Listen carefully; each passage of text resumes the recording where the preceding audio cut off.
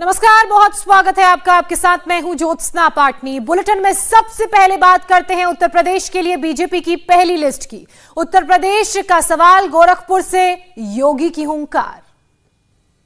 उत्तर प्रदेश के सियासी महायुद्ध के लिए योगी के योद्धाओं का पहला ऐलान हो चुका है। दिल्ली के बीजेपी हेडक्वार्टर में बीजेपी ने पहले और दूसरे राउंड के 107 उम्मीदवारों के नाम का ऐलान कर दिया है। इस ऐलान के दो हाई पॉइंट हैं। पहला, सीएम योगी और केशव प्रसाद मौर्य की उम्मीदवारी के नामों का ऐलान। योगी आदित्यनाथ गोरखपुर शहर से और केशव प्रसाद मौर्य सिराथू से उम्मीदवार होंगे। इसी बीच गोरखपुर योगी की परंपरागत सीट है ही, जहां से वो 2017 से पहले तक सांसद थे।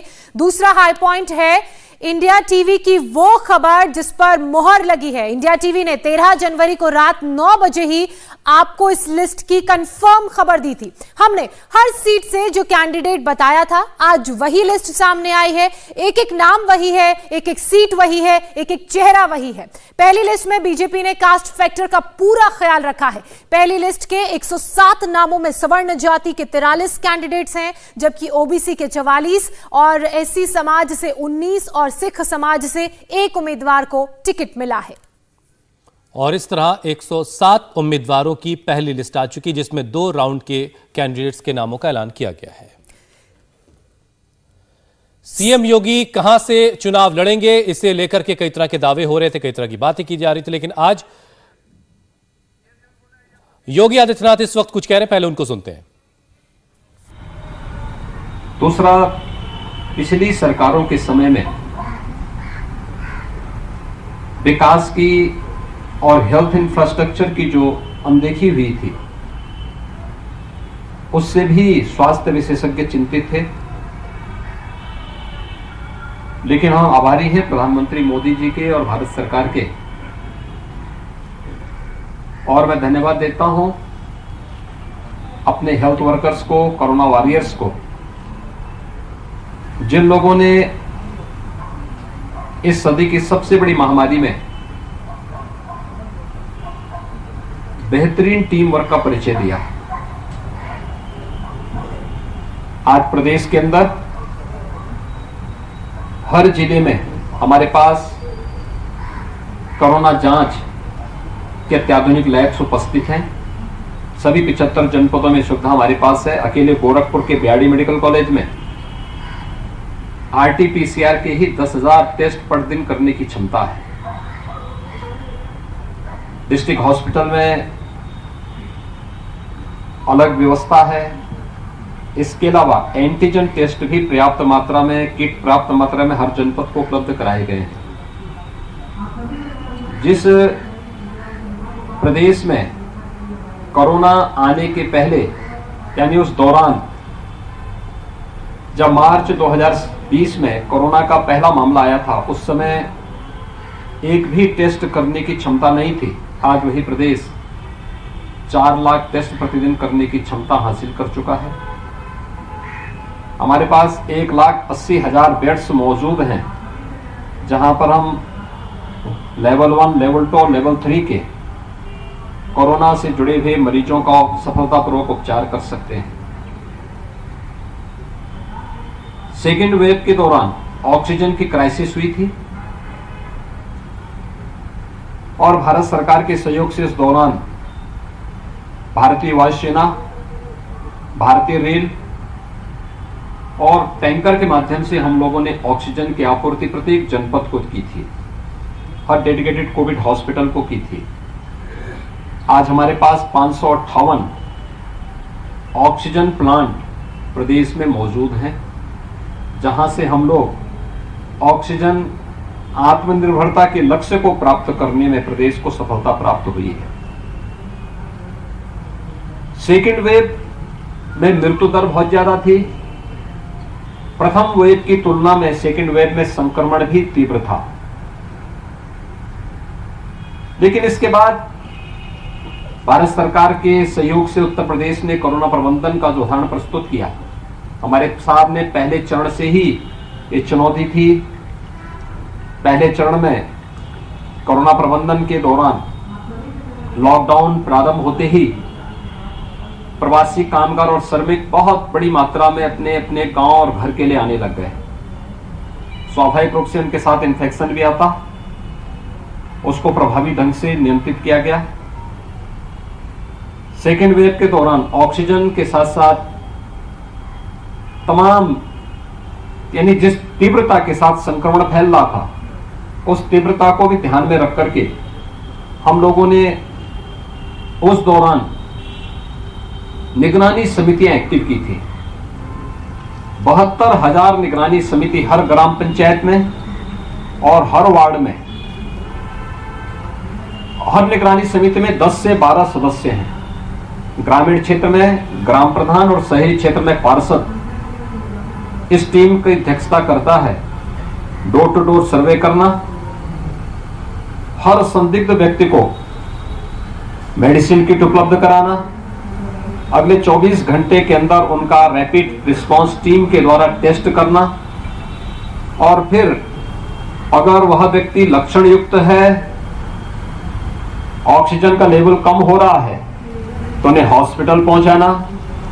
अगर लक्षण युक्त नहीं है और कोई सामान्य स्थिति में अपना जीवन यापन कर रहा है, तो उनके लिए होम आइसोलेशन की व्यवस्था करना। इंटीग्रेटेड कोविड कंट्रोल सेंटर से प्रत्येक जनपद से उन जनपद से जुड़े हुए कोविड पॉजिटिव पेशेंट की मॉनिटरिंग करना, उन तक दवा पहुंची कि नहीं पहुंची, उनकी ऑक्सीजन लेवल क्या है, इन सब की निरंतर जांच हो रही थी। फर्स्ट और सेकंड वेव के अनुभव का लाभ लेकर के हम लोगों ने थर्ड वेव को प्रदेश के अंदर रोका।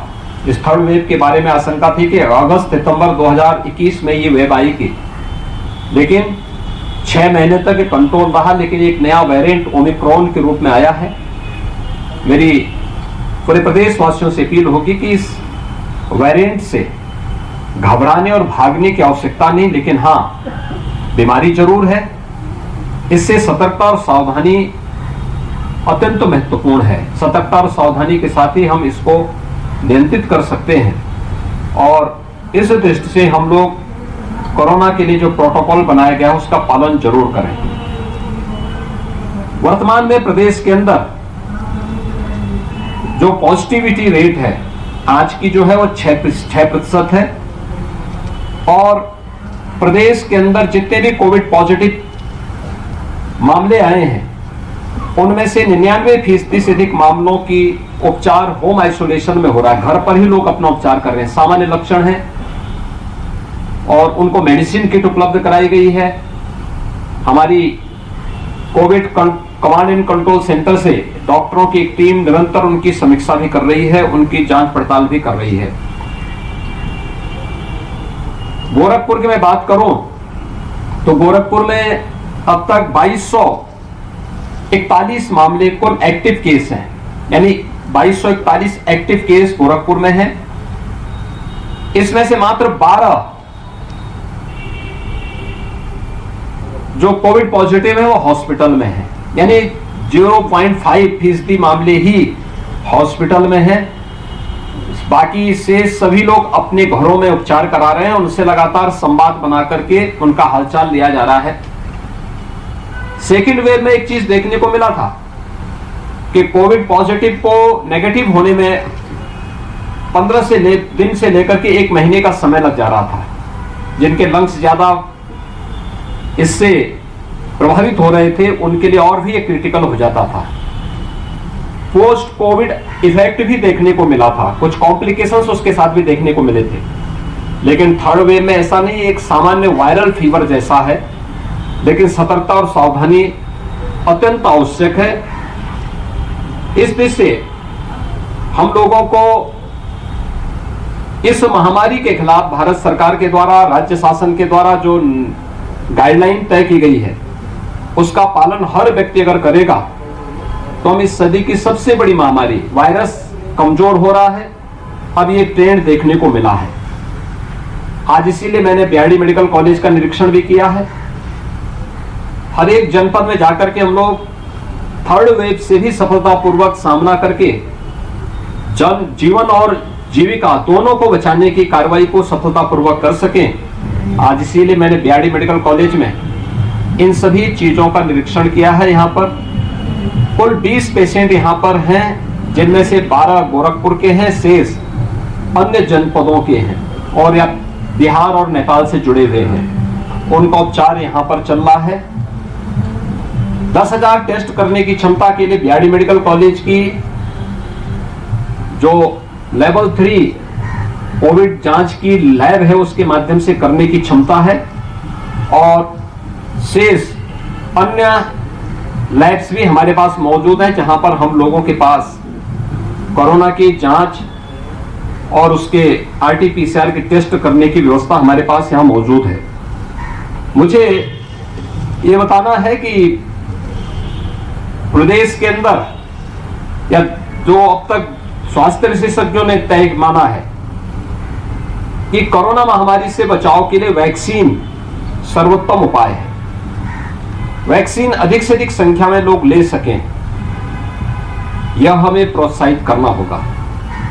जिन लोगों ने पहला डोज लिया है वे दूसरा भी ले लें, जिन्होंने दोनों डोज ले ली हैं, कोमोर्बिड हैं यानी बीमार हैं, बुजुर्ग हैं, बच्चे हैं, उन सबको सतर्कता तो बरतनी पड़ेगी।